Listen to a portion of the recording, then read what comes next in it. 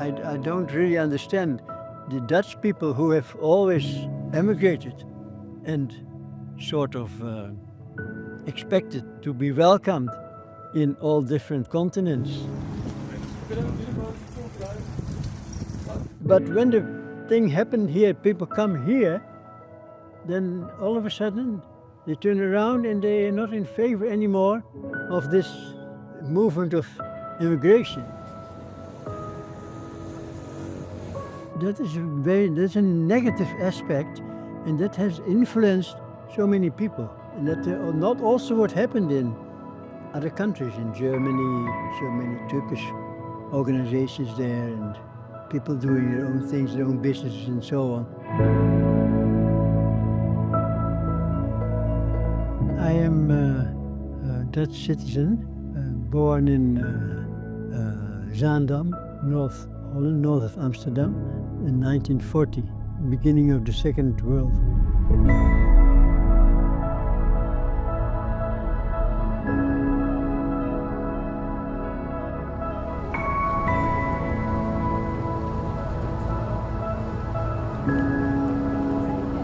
After I finished school, there was a choice of not going to the army training, and then I went to South Africa. I've always been interested in different kind of music, and especially European classical music, but also Afro-American jazz music.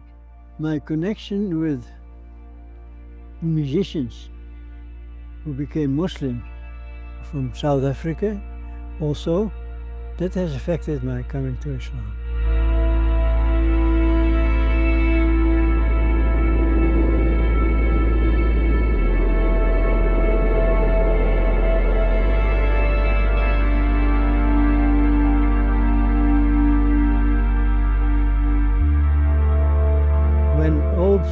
Old acquaintance of me, friend of me from South Africa, when he became a Muslim and he came back he had been to the United States, and is well known now, he's quite well known musician, composer.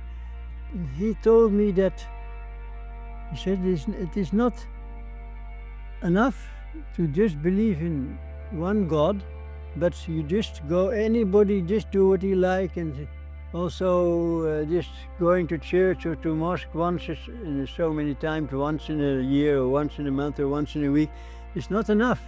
Everything you do should be an expression of your belief, your gratitude, thanking God and praising Him. That is a very thing which made me really think another way, make me think another way. And that is, I think that's for me the turning point, yes. Islam is not a peace-loving religion. It's an evil ideology that has ensconced itself as a life-threatening monster in our society. The problem is a political problem. I think that is a very unfortunate development, but really, when we became Muslim, that time in the 70s, it was the other way. It was going the other way, because that is just aftermath of the Second World War. People grew up and they had experienced, their parents or their grandparents had experienced this fascist, and they'd been fighting them. But after that, in another way, they came back again. In Turkey, it was quite natural for the children to learn Quran and so on, and Moroccan, both Moroccan and Turkey, to go to Quran school, madrasa, and so on and so forth. It's nothing, no problem. They were quite used to that. But here they had to fight for that. And they had the resistance because other people, it is another language, not only other language, or the other alphabet. And then they accuse also sometimes that Muslim, the imams, they were illiterate in alphabet. They are literate, but in another alphabet.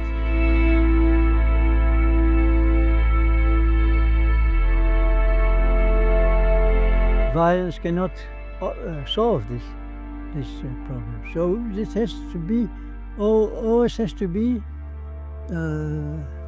people getting together and discussing the the problem. The different attitudes and different arguments, bring it forward and discuss with each other and see how they can get together, live together.